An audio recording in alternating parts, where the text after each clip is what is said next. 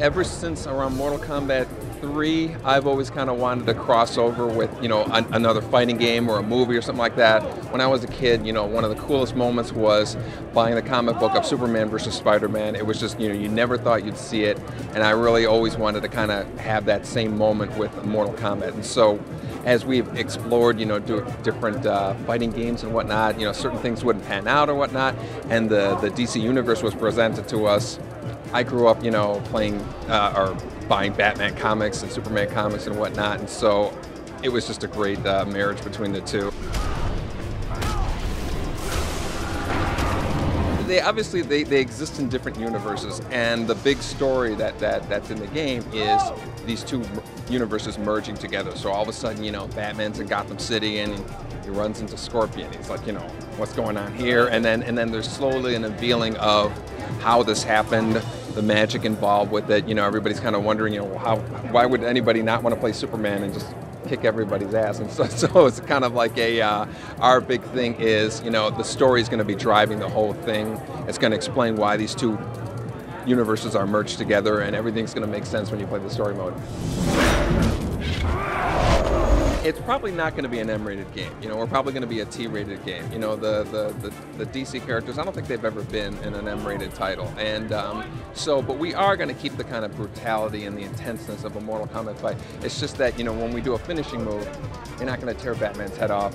Superman's not going to kill somebody, but you're going to have big kind of punctuation at the end, kind of big events that people will be able to trigger off with secret moves, just like finishing moves have always been with Mortal Kombat. It's going to have a feel of a Mortal Kombat game, but they're definitely going to have DC elements. If you're Superman, you're going to want to throw somebody through a building.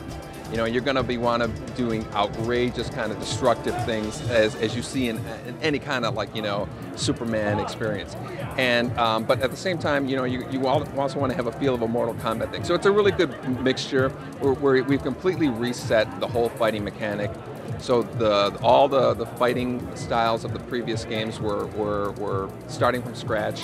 You fight while you're falling off a building. You're actually fighting and throwing punches and doing counters. When you land, you go back to the normal fighting. You can grab someone and go into more of a boxing mode, which is up close, much more brutal punches, and you see bruises on the characters. You're shattering their masks and whatnot. So it kind of switches between these three different fighting modes, and that's kind of like the new feature that we have is these different fighting modes in the game.